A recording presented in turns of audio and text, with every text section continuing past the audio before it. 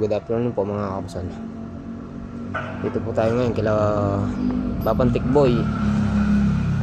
Bali, gaano po tayo dito? Katrases. Sama natin si Babang Lando. Bali, babalik din po natin to. Yan. Tapos ito, itataas na lang po namin yan. Kaya nakapaglagay na po tayo ng bib. Ayan. Kinukurong po natin dito dahil wala pang andun.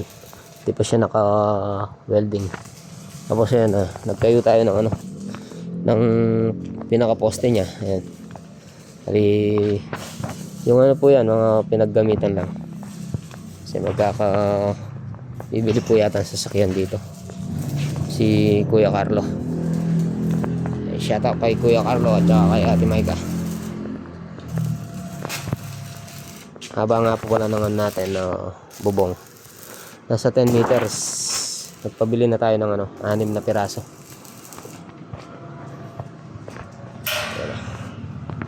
Kasama din po pala natin siya dito, si Marlon. Dali tatlo po kami magtatrabaho dito. Ito, papasok lang po natin ngayon. Papasok ko lang po ngayon mga kamason. Yan, ito yung minan natin. Yan.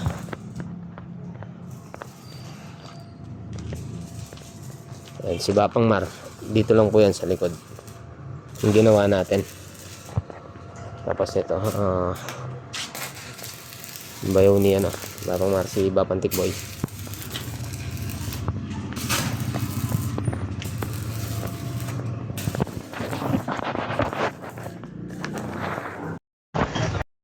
Lalagay tayo ng 4 na raptor.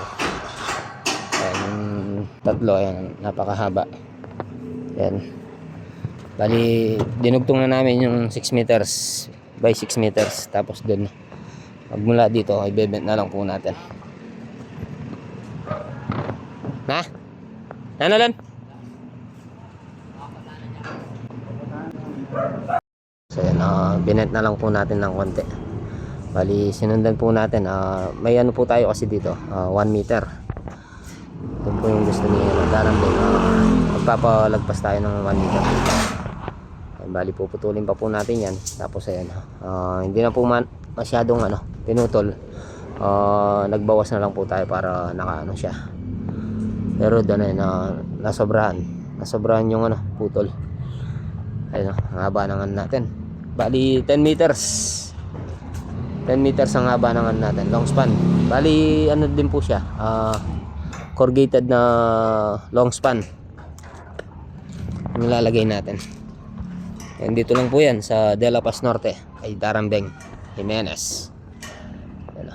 Sama natin si Bapang Lando tsaka si paring Marlon na yan. Ayan, na?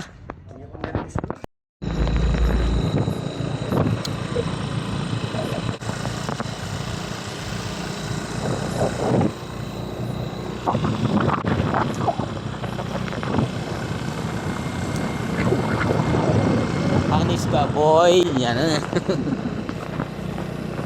Ay driver na po tayo ngayon mga kamason.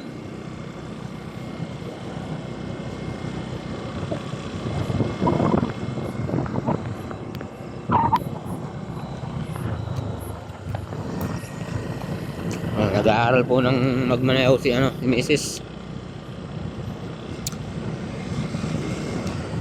Para sa susunod hindi ko na siya iatid.